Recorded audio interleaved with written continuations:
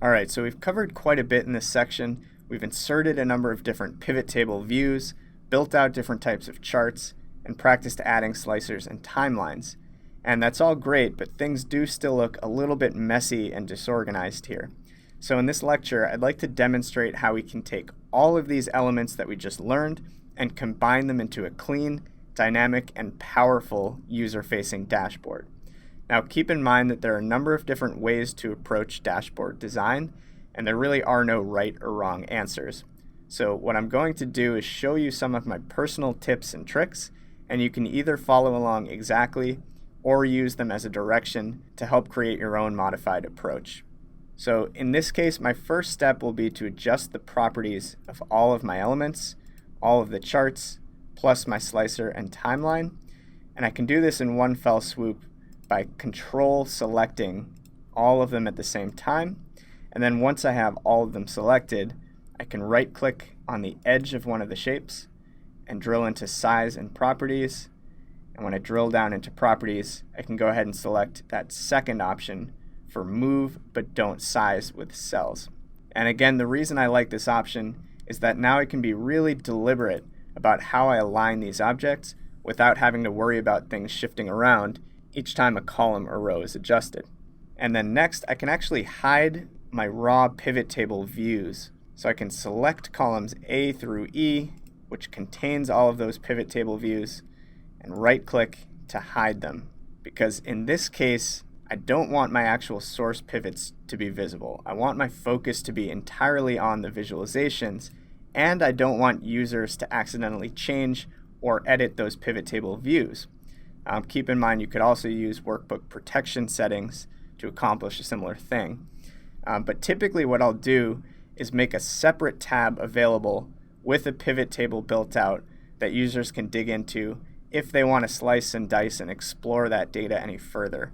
But in this case, I want this view to be very visually focused and very clean without the actual raw data views. So next up, I'll jump into my view menu and just deselect the grid line option. And that just makes this look less like a spreadsheet and more like a dashboard. And then from here, I can just start dragging and moving different elements to come up with a rough layout of how all of these pieces will fit together. So in this case, I kind of want everything in one consolidated view. I don't want the user to have to scroll much. So let's put my controls or my filters in the form of slicers and timelines kind of over to the left. Drag the chart elements to the right. I'm going to resize this column chart a bit. Let's pull my stacked bar up here. And in this case, my stacked bar and my donut are telling kind of the same story. It's just that my stacked bar is kind of adding a layer of additional insight. So let's get rid of the donut chart. Simply delete it. And then drag my stacked bar right up here to the right of my columns. I'm going to get rid of the field list just so we have more room to work with. And then that just leaves me with my area chart, which kind of want to keep as a central focus of this dashboard. So I'll actually enlarge it a bit, make it as wide as I can. And then I'll pull the timeline. I want to position the timeline kind of right beneath that area chart, since that's where you see the changes most directly taking place. Even though, again, this timeline is tied to all three of my visuals here. And then to fill this little slot here, let's actually insert a second slicer. So pivot chart tools, insert slicer. Let's add a slicer for country here as well. So I'll position it kind of roughly beneath my first slicer and then kind of just stretch it down so that we have this nice compact rectangular shape here. And now one last nice little touch that I'd recommend is creating some sort of a header or a title for the dashboard so that users know what they're looking at. In this case, I'm going to try to select everything using Shift Select until I have all of my elements. And I'm just going to drag everything down a bit so that I create a little bit of room for a title up here.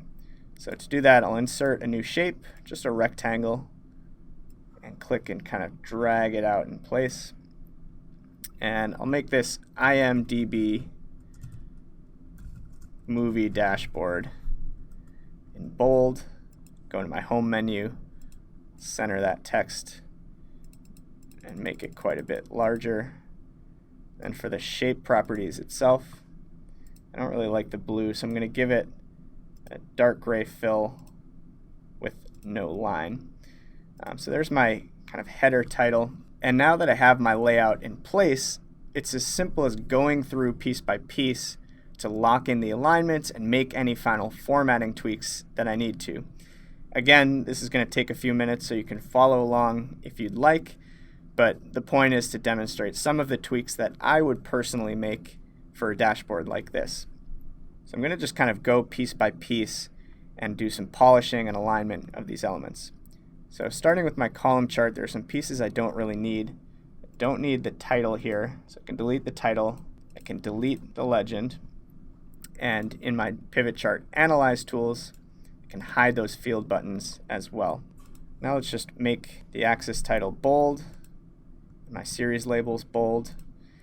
Right click the series itself. I can add data labels here as well.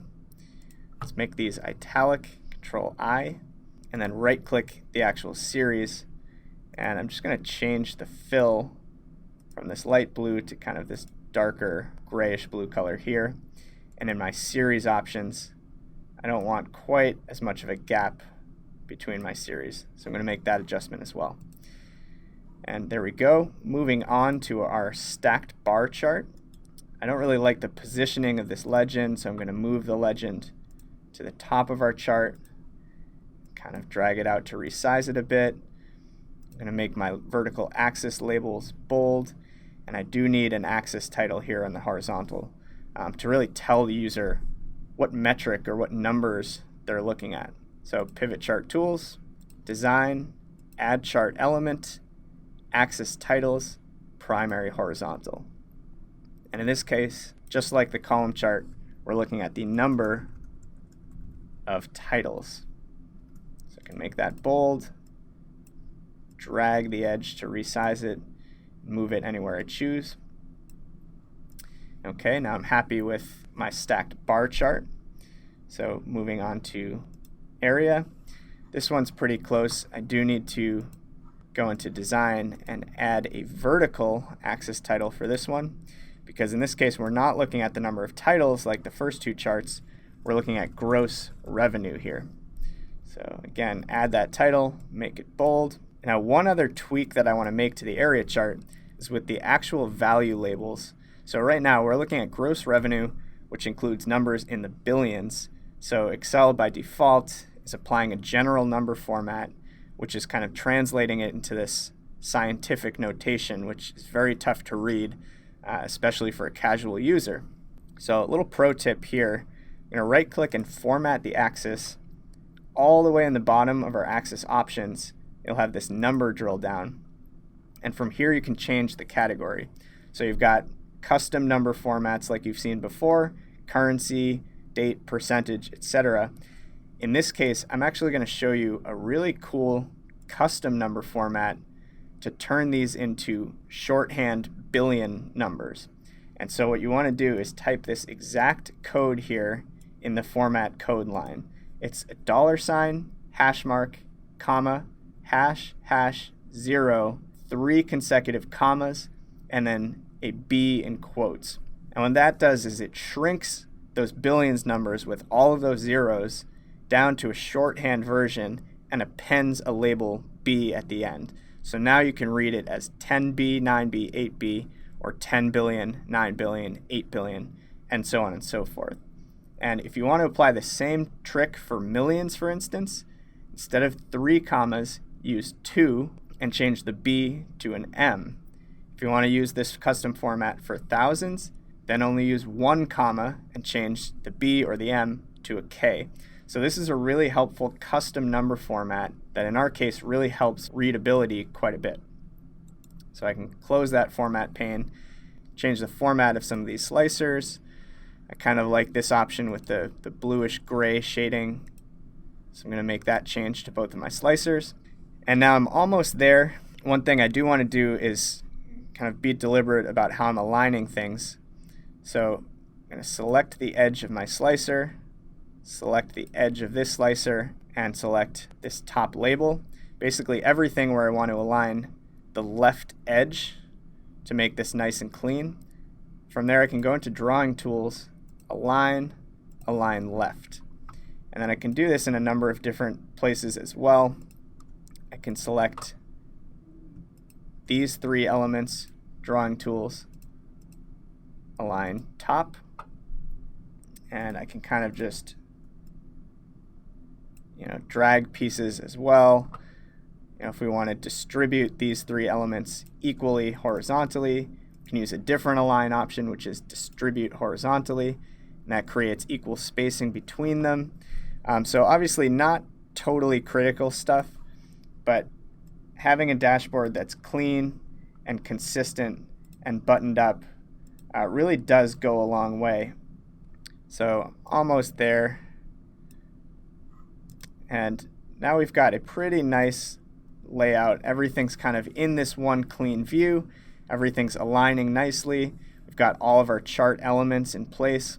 And now one thing that I had forgotten to do is this new slicer here for country. Let's go ahead into Tools, Port Connections, make sure that's tied to all of our visuals as well.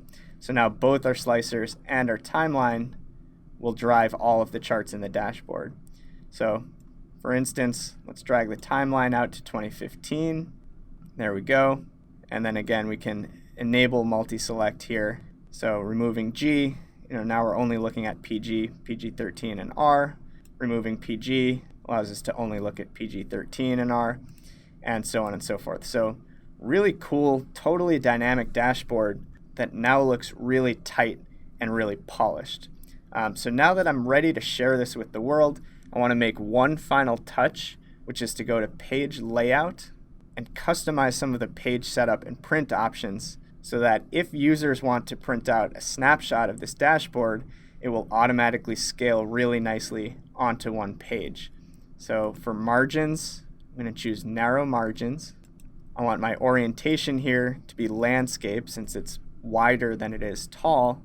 And then to set the print area, I can just make a selection that contains the entire workbook and all of the elements of my dashboard. And then once I have the selection in place, I can drop down into print area, set print area. Now last but not least, in this scale to fit pane, I can click this little blowout here and say fit this to 1 page by 1 page and press OK. So this is going to be just a subtle but really nice touch that a lot of people end up overlooking. But now if I wanted to print a view of this, as you can see, it fits really nicely onto just a 1-pager. So there you go, little bonus tip with the page layout options there. But there you have it. Those are some of my personal favorite tips and tricks for building custom dynamic dashboards with pivot charts.